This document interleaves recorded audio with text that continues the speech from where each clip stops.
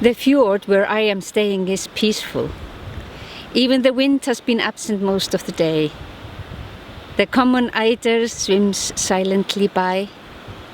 The Arctic terns make sure no one disturbs eggs and chicks.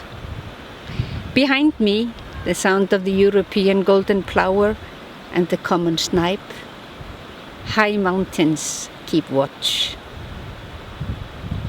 The dusty gravel road continues for several miles, but then it stops, because this is one of the most isolated inhabited areas in Iceland.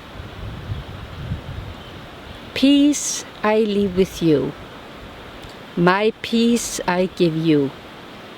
I do not give to you as the world gives. Do not let your hearts be troubled, and do not be afraid. I remember singing these verses from the Gospel of John when I was a teenager. They were peaceful, and the music was peaceful too. But even here, where the road ends, we're not immune to the world behind the mountains. As I listened to the birds tweet this morning, I opened my phone and browsed the news, looked at Twitter, read tweets from an angry old white man who thinks it's a good idea to shoot at people who are protesting racial injustice. It's their right to protest.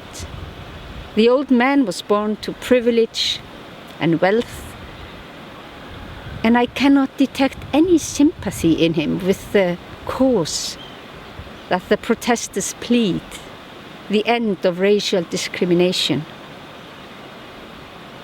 He has probably never experienced it. There is no peace in this situation. And I wonder if you can even read the words of Jesus in John 14.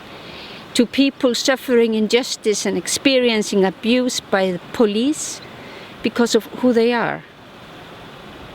To people who are tired and desperate because nothing changes.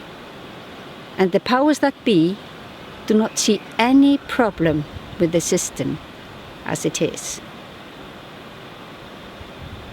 I close the internet and I start reading the guidebooks of the area, full of stories from centuries past, stories of heroes, of elves, and of ghosts, and of struggle.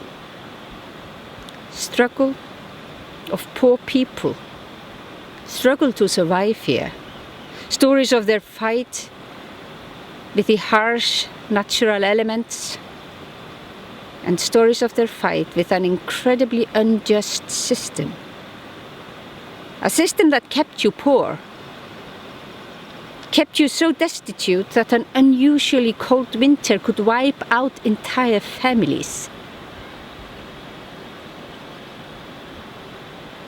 So unjust that a man could lose his hand for buying a piece of rope from a foreign fishing boat because you should only trade with a registered, royally approved merchant who might be a few days' walk away across the mountains.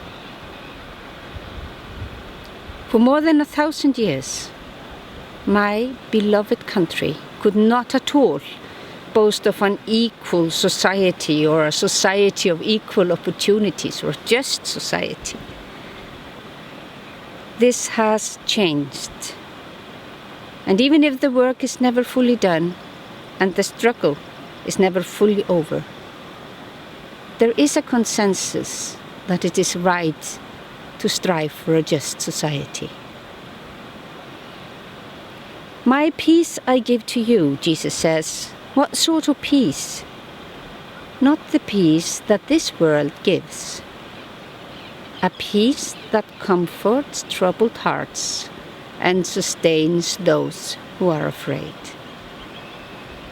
The Gospel of John is written for a group that has been marginalized, that has been thrown out of the society many of them grew up in. They have a reason to be afraid, and doubtless many are. My peace I give to you. Do not let your hearts be troubled, and do not be afraid. It's a message for people that are afraid, that are struggling. God has not deserted them. They are not alone. The peace of this world is of many kinds. Sometimes this word is used for a situation that is only absence of armed conflict and no real peace. Not shalom, not a peace based on justice and balance. When I look over the fjords at the road's end and I think of the people who live here, suffered, and of those who later fought to change society into the one where I gratefully live, I know that there is hope. If this unjust system could be changed, then surely so can other systems. Holding on to that thought, I offer these words to support and encourage, sustain and comfort those who struggle today, wherever they are. Peace I leave with you. My peace I give to you. I do not give to you as the world gives. Do not let your hearts be troubled, and do not be afraid.